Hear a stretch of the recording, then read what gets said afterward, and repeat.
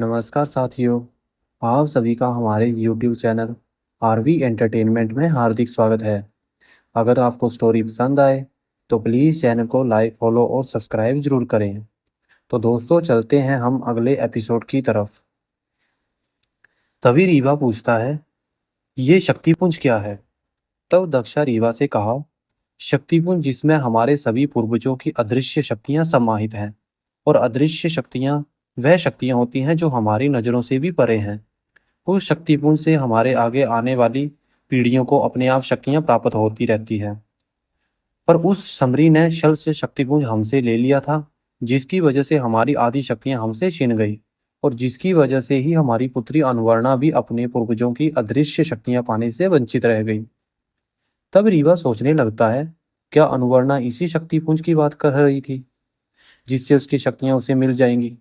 और वो यह भी कह रही थी कि अगर मैं उसकी शक्तियों को उसे प्राप्त करने में मदद करूंगा तो वह हमें यहाँ से वापस रहस्यमय जंगल जाने का मार्ग भी बताएंगे और वह मेरे भाई और पिता को ढूंढने में हमारी मदद भी करेगी। तभी दक्षा रीवा की ओर देखते हुए कहते हैं, रीवा अब आप किस सोच में डूब गए? तभी संजीरा अपने कदमों को आगे बढ़ाते हुए कहता है, दक्षा शायद अब हमें और देर नहीं करना चाहिए। हाँ संजीरा, आप ठीक कह रहे हैं। दक्षा ने भी अपने कदमों को आगे बढ़ाते हुए कहा। तभी उसी दिशा की तरफ बढ़ते हैं जहां उस राक्षसी शमरी ने शक्तिपुंज को रखा हुआ था। रीवा चलते चलते यह सोच रहा था कि जल्दी वह शक्तिपुंज मिले जिससे उस राक्षसी का अंत जल्द से जल्द हो सके, जिससे वह फिर यहाँ से वापस उस जंगल में जाकर अपने भाई और पिता को ढूंढ सके। दक्षा आगे रहकर उस स्थान का मार्ग बता रहा था और रीवा संजीरा उसी मार्ग पर चलते हुए आगे बढ़ रहे थे। तभी दक्षा एकदम से रुका। दक्षा को एकदम से रुकते हुए देख संजीरा कहता है, क्या हुआ मित्र, आप अचानक से रुक क्यों गए? पर दक्षा कुछ बोलता ही नहीं। दक्षा के कुछ ना कहने पर संजीरा थोड़ा आगे जाकर देखता है। संजीरा ने देखा कि आगे एक बहुत ही बड़ा अग्निकुंड है, जिसके आसपास लगभग 20 से 25 राक्षस और राक्षसी बैठे हुए मंत्र को पढ़कर अग्निकुंड में कुछ डाल रहे थे। तब दक्षा ने संजीरा से कहा, इन लोगों से बचकर हमें यहाँ से आगे जाना होगा, तभी हम उस स्थान पर पहुंच सकते हैं। पर इन राक्षसों की नजरों से बचकर यहाँ से आगे निकलना तो बहुत ही कठिन है। राक्षस और अग्निकुंड वहां से काफी दूर थे, जहां पर दक्षा उन राक्षसों को देखकर रुक गया था। रीवा उन राक्षसों को देखते हुए कहता है, संजीरा जी, ये सब राक्षस कर क्या रहे हैं इतने बड़े अग्निकुंड में? संजीरा रीवा की ओर देखते हुए कहता है, शायद ये सब किसी बड़ी काली शक्ति को प्राप्त करने के लिए अपने देवता की पूजा आराधना कर रहे हैं। संजीरा दक्षा से कहता है, मित्र, क्या उस स्थान तक पहुंचने का और कोई मार्ग आपको पता है? क्योंकि अगर हम यहाँ से आगे बढ़े और राक्षसों की नजर हम पर पड़ी और अगर हमें उन राक्षसों का सामना करना पड़ा, हमें उस स्थान पर पहुंचने में विलंब हो जाएगा और शायद आपको फिर कभी आपका शक्तिपुंज प्राप्त ही ना हो सके। दक्षा संजीरा की ओर निहारते हुए कहता है, हमें एक दूसरा रास्ता तो पता है वहां पहुंचने का, पर उस मार्ग से वहां तक पहुंचने में हमें काफी समय लगेगा और शायद तब तक हम शुभ घड़ी ही निकल जाए, जिस घड़ी में हम अपने शक्तिपुंज को वापस प्राप्त कर सकते हैं और शायद हम फिर अपनी पुत्री अनुवर्णा को हमेशा हमेशा के लिए खो देंगे। इससे तो अच्छा होता कि मैं ही उस राक्षसी देवतेयन की कैद में ही होता। वैसे भी हम कभी भी अपनी पुत्री के लिए कभी कुछ नहीं कर पाए। इतना कहते कहते दक्षा की आंखें भर आई थी। तभी रीवा काफी तेज आवाज में बोलता है, महाराज जी, आप चिंता मत करो। हम सब अभी इसी मार्ग से आगे भी जाएंगे और आपको आपका शक्तिपुंज भी मिलेगा और आपकी पुत्री अनुवर्णा भी बहुत जल्द ही मिलेगी। दक्षा धीमी आवाज में रीवा से कहता है, यह भला कैसे संभव है? रीवा उस अदृश्य होने वाले चमत्कारी फूल को अपने हाथों में लेते हुए कहता है, महाराज जी, इस फूल को आपकी माताजी ने हमें दिया था जब हम आपको ढूंढने के लिए निकल रहे थे और कहा था कि हम इसकी मदद से किसी भी मायावी शक्ति से अदृश्य होकर बच सकते हैं। तब सब अदृश्य होकर जल्दी से वहां से आगे बढ़ जाते हैं। वह तब थोड़ा ही आगे बढ़े थे कि आगे से शबरी राक्षसी आती हुई उसके साथ कई भयानक राक्षस और राक्षसी भी आ रहे थे। शंबरी को देखते ही रीवा के क्रोध की ज्वाला उमड़ पड़ती है और वह क्रोधित होते हुए कहता है, महाराज जी, आप हमें अपनी यह तलवार दो। हम अभी इस राक्षसी का अंत कर देंगे। इसी की वजह से ही सब कुछ हो रहा है। हम अभी सब कुछ खत्म कर देंगे। दक्षा उसे समझाते हुए कहता है, रीवा, इस राक्षसी का अंत अवश्य होगा, पर इसके अंत का ये समय उचित नहीं है। इसके अंत से पहले हमें अनुवर्णा और शक्तिपुंज तक पहुंचना होगा। तब सब वहीं पर छुप जाते हैं। थोड़ी देर में वहां से आगे निकल जाती है। तब रीवा कहता है, मैं शबरी के पीछे जाकर देखता हूँ कि वह जा कहाँ रही है। शायद इसके पीछे जाकर मैं अनुवर्णा तक पहुंच जाऊं।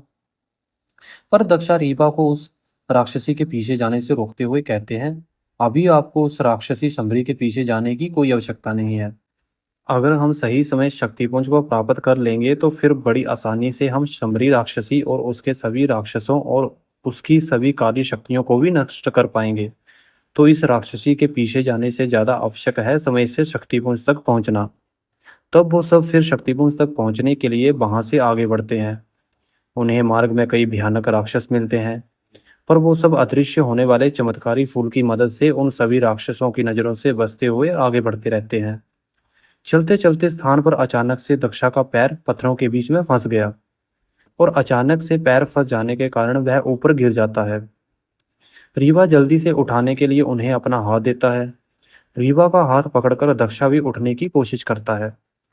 दक्षा का पैर अब भी वहां से बाहर नहीं निकल पा रहा था।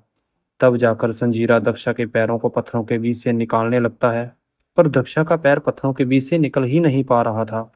तब संजीरा और रीवा मिलकर दक्षा के पैर को बाहर निकालने की कोशिश करते हैं। काफी देर में रीवा और संजीरा दक्षा के पैर को बाहर निकाल पाते हैं। उसके बाद फिर वह आगे बढ़ते हैं। काफी देर बाद आखिर वह सब उस स्थान पर पहुंच ही गए थे। इस स्थान तक पहुंचने में तो ज्यादा कठिनाइयां नहीं आई, पर शक्तिपुंज को प्राप्त करने में बहुत सी कठिनाइयों से गुजरना होगा। वहां पहुंचकर कहते हैं, इसके थोड़ा आगे ही है वह शक्तिपुंज। दक्षा वहां पहुंचकर कहते हैं, इसके आगे रखा हुआ है शक्तिपुंज। रीवा तेज आवाज में बोलता है, महाराज जी, फिर आप देर क्यों लगा रहे हो? जल्दी जाओ और अपना शक्तिपुंज ले लो। पर दक्षा कुछ ना बोलते हुए आगे बढ़ता है। उसके साथ रीवा और संजीरा भी जाते हैं। आगे जाकर रीवा तो एकदम आश्चर्यचकित ही रह जाता है और दक्षा की ओर देखते हुए कहता है, ये क्या है? आपने तो अभी कहा था कि आगे रखा हुआ है वह शक्तिपुंज, पर यहाँ तो चारों तरफ सिर्फ अग्नि ही जलती हुई नजर आ रही है, और आपका वह शक्तिपुंज तो कहीं दिख ही नहीं रहा है। संजीरा भी उस जलती हुई अग्नि को देखते हुए दक्षा से कहता है, मित्र, कहाँ है आपका शक्तिपुंज? हमें भी यहाँ जलती हुई अग्नि के सिवा कुछ नजर नहीं आ रहा है। दक्षा वहां से बाईं तरफ बढ़ते हुए कहता है, शक्तिपुंज है यहीं, पर आसानी से उस तक पहुंचा नहीं जा सकता है। उस समरी राक्षसी ने शक्तिपुंज के चारों तरफ बहुत ही भयानक सुरक्षा कवच बनाकर रखे हुए हैं, ताकि कोई भी उस शक्तिपुंज तक कभी पहुंचा ना सके। तभी रीवा दक्षा से कहता है, महाराज जी, क्या शमरी राक्षसी ने शक्तिपुंज से आपके पूर्वजों की अदृश्य शक्तियों को प्राप्त कर लिया है? शायद अब तक उसे शक्तिपुंज की शक्तियां प्राप्त नहीं हुई हैं, क्योंकि अगर उसे शक्तिपुंज की शक्तियां मिल गई होती तो अब तक तो उसने पूरे मायालोक में प्रलय लाकर रख दिया होता। दक्षा चलते चलते एक स्थान पर रुकता है और कहता है, यह मार्ग है उस जलती हुई अग्नि को पार करके शक्तिपुंज तक पहुंचने का। रीवा तो उस मार्ग को देखकर एकदम चौंक ही जाता है और आश्चर्य भरी नजरों से दक्षा की ओर देखते हुए कहता है, महाराज जी, ये आप क्या कह रहे हैं? ये भी भला कोई मार्ग है? क्या ऐसा भी कोई मार्ग होता है? ये मार्ग तो इतना संकरा है कि इस पर सिर्फ एक सर्प ही जा सकता है, हम जैसे इंसान नहीं। दक्षा ने कहा, रीवा, शक्तिपुंज तक पहुंचने का सिर्फ यही एक मार्ग है। हमें शक्तिपुंज तक पहुंचने के लिए इसी मार्ग पर चलना होगा। तभी पत्थरों से बने उस संकरे मार्ग को देखते हुए संजीरा कहता है, ये पत्थर तो इतने कमजोर दिख रहे हैं कि हम सब अगर एक साथ इस मार्ग पर चले तो ये पत्थर टूट भी सकते हैं। आप दोनों यहीं पर रुको, मैं इस मार्ग पर अकेले ही जाता हूँ और शक्तिपुंज को वापस लेकर आता हूँ। तभी रीवा ने कहा, संजीरा जी, मैं जाऊंगा उस शक्तिपुंज को लेने। आप दोनों जाकर अनुवर्णा को ढूंढो, कहीं अनुवर्णा तक पहुंचने में देर ना हो जाए और वह राक्षसी अनुवर्णा के साथ कुछ गलत ना कर दे। नहीं रीवा, मैं तुम्हें इस मार्ग पर अकेले नहीं जाने दे सकता हूँ, क्योंकि इस अग्नि को पार करने के बाद इससे भी खतरनाक मार्ग से गुजरना होगा, जिससे तुम्हारे प्राणों पर भी संकट आ सकता है। तभी रीवा ने कहा, ऐसा है क्या इस जलती हुई अग्नि के आगे, महाराज दक्षा? तब दक्षा रीवा की तरफ देखते हुए कहता है, इस अग्नि के आगे एक बहुत ही बड़ा जलकुंड मिलेगा। तभी रीवा थोड़ा मुस्कुराते हुए कहता है, जब मैं इस अग्नि को पार करके इसके आगे जा सकता हूँ तो फिर उस जलकुंड को। तभी दक्षा रीवा से कहते हैं, रीवा, पहले मेरी पूरी बात तो सुनो। वह जलकुंड कोई साधारण जलकुंड नहीं है।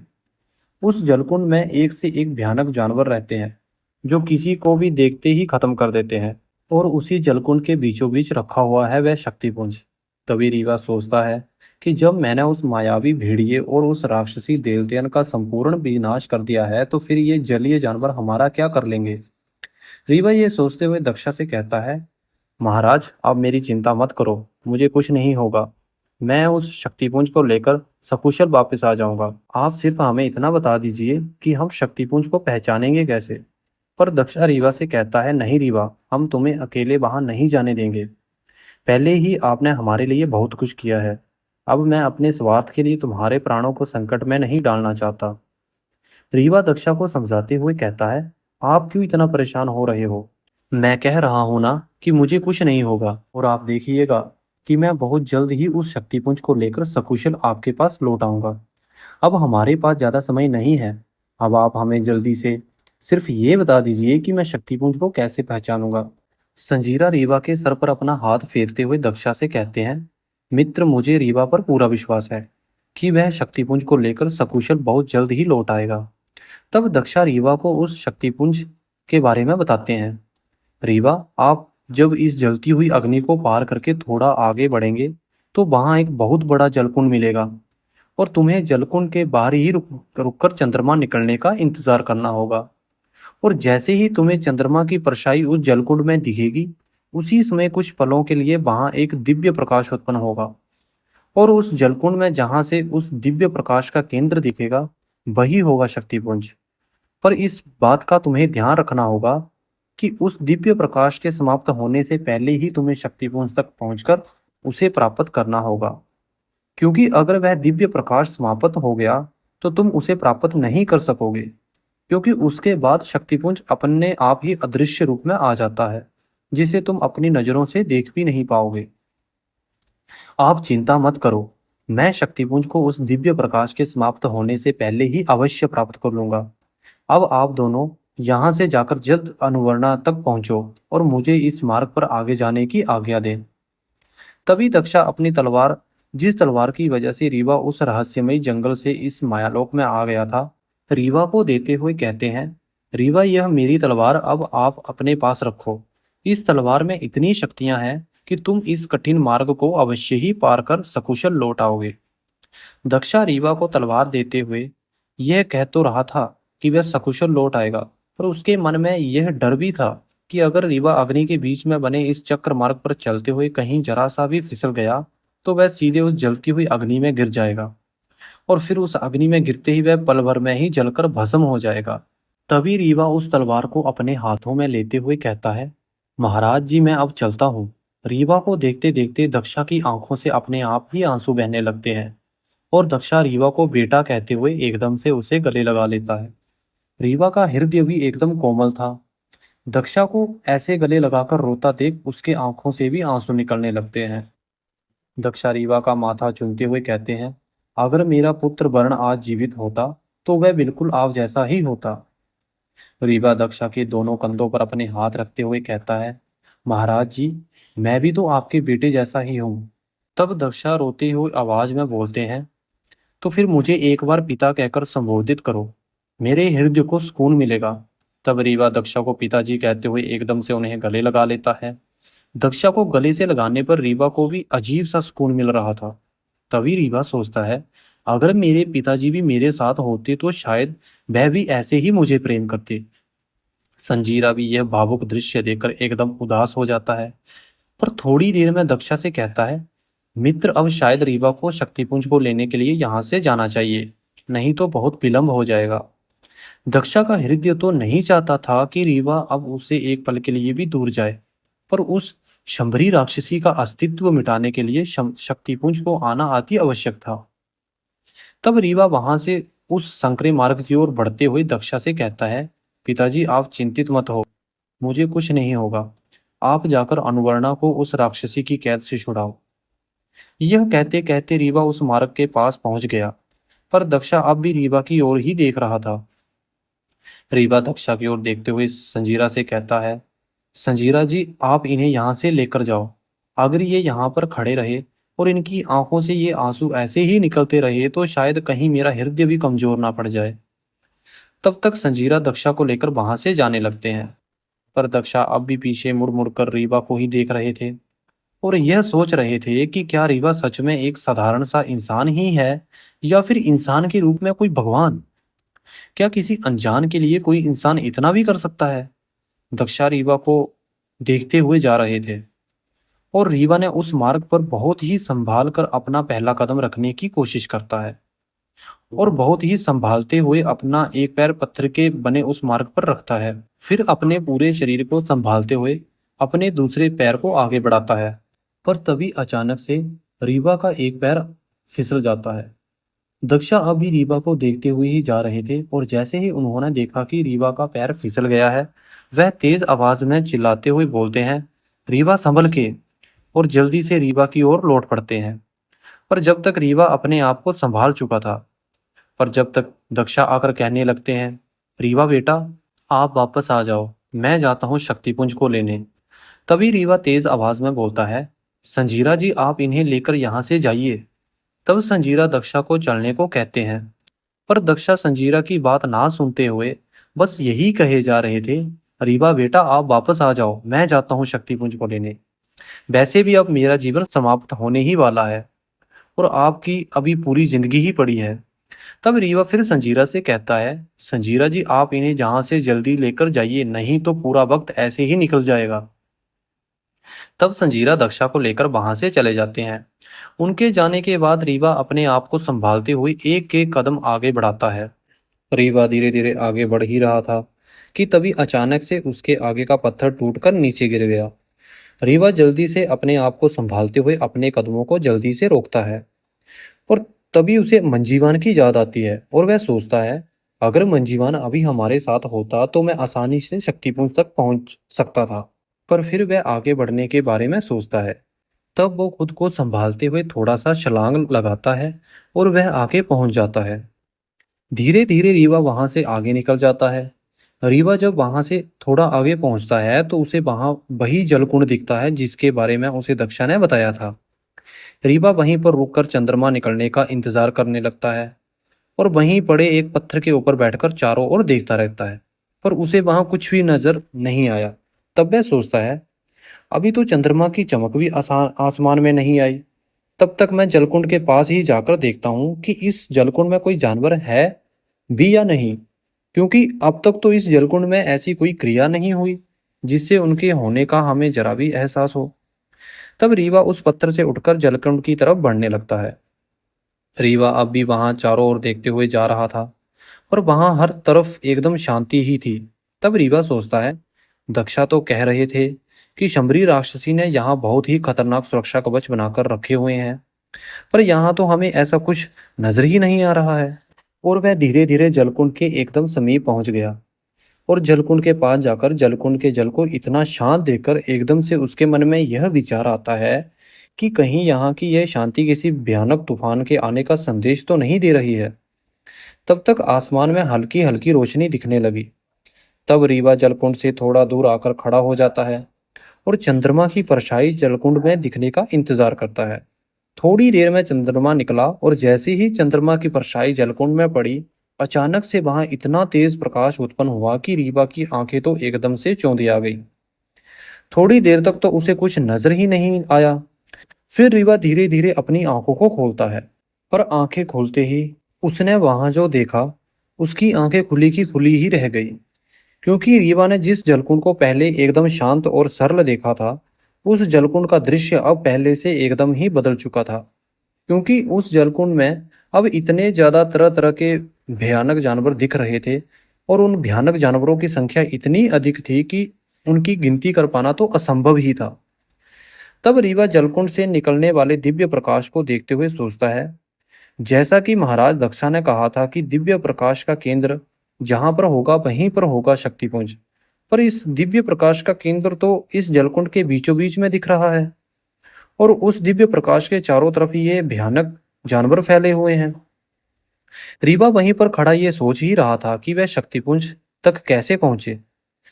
तब उन भयानक जानवरों में से एक की नजर रीवा पर पड़ गई और वह तेजी से दौड़ता हुआ रीवा की तरफ बढ़ने लगा।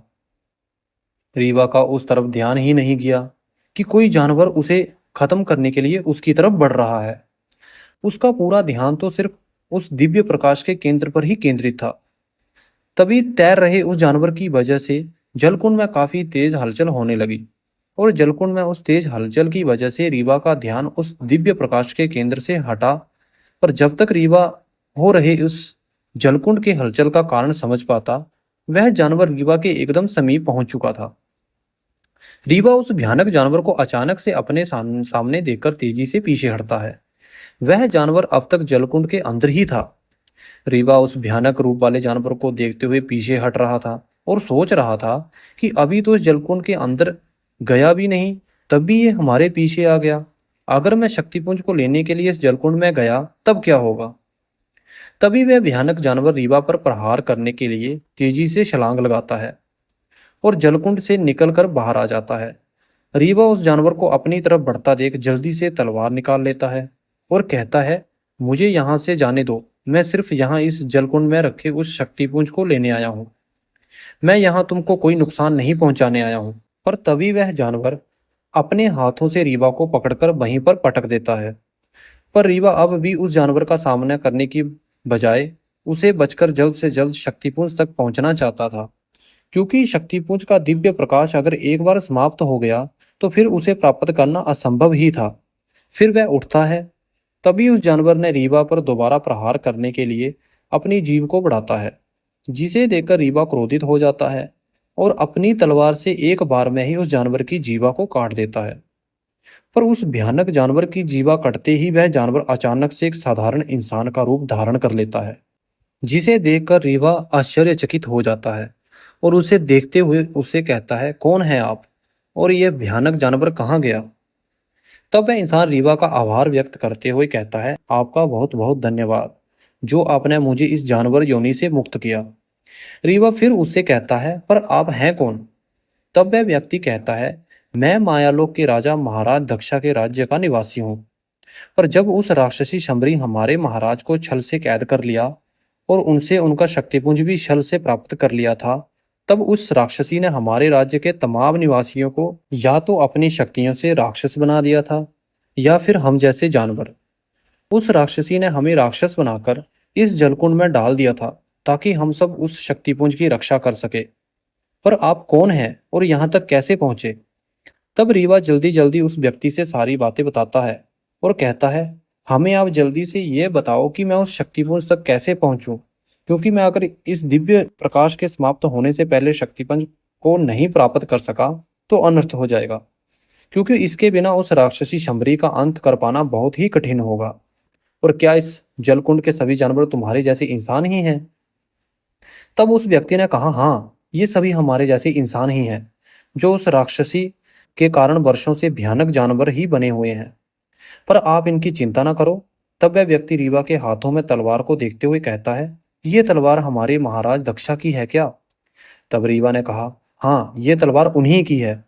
तब वह व्यक्ति उस जलकुंड के अंदर जाता है और उस जलकुंड से एक बड़ा सा सुनहरा मोती लेकर बाहर आता है, जिसे देख रीवा कहता है, ये क्या है। उस व्यक्ति ने उस मोती को जमीन पर रखते हुए कहता है, आप इस तलवार से इस मोती के दो टुकड़े कर दो, जिससे ये सभी जानवर अपने साधारण रूप में आ जाएंगे और आप आसानी से शक्तिपुंज प्राप्त कर पाएंगे। पर जब तक शक्तिपुंज का दिव्य प्रकाश धीरे धीरे कम होने लगता है। शक्तिपुंज का प्रकाश कम होता देख रीवा उस इंसान से कहता है, शक्तिपुंज का प्रकाश कम हो रहा है, कहीं इस मोती के टुकड़े करने के चक्कर में शक्तिपुंज का पूरा प्रकाश ही ना समाप्त हो जाए। वह व्यक्ति उस दिव्य प्रकाश को देखते हुए रीवा से कहता है, इस मोती को तोड़े बिना आप वैसे भी इस प्रकाश के समाप्त होने से पहले शक्तिपुंज के समीप नहीं जा पाओगे, क्योंकि जलकुंड के ये सभी जानवर तुम्हें वहां तक पहुंचने ही नहीं देंगे।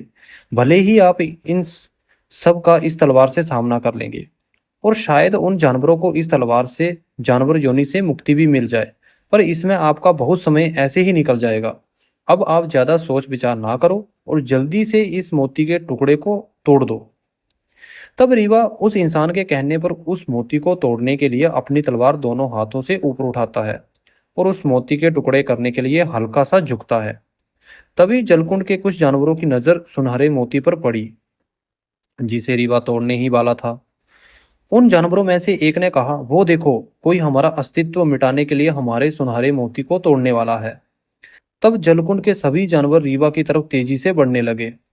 उन सभी जानवरों को तेजी से बढ़ता देख वह इंसान काफी तेजी से चलाते हुए रीवा से कहता है, आप जल्दी से इस मोती को तोड़ दो। अगर वह सब जलकुंड से बाहर आ गए तो फिर उन सबका एक साथ सामना कर पाना आपके लिए बहुत कठिन होगा।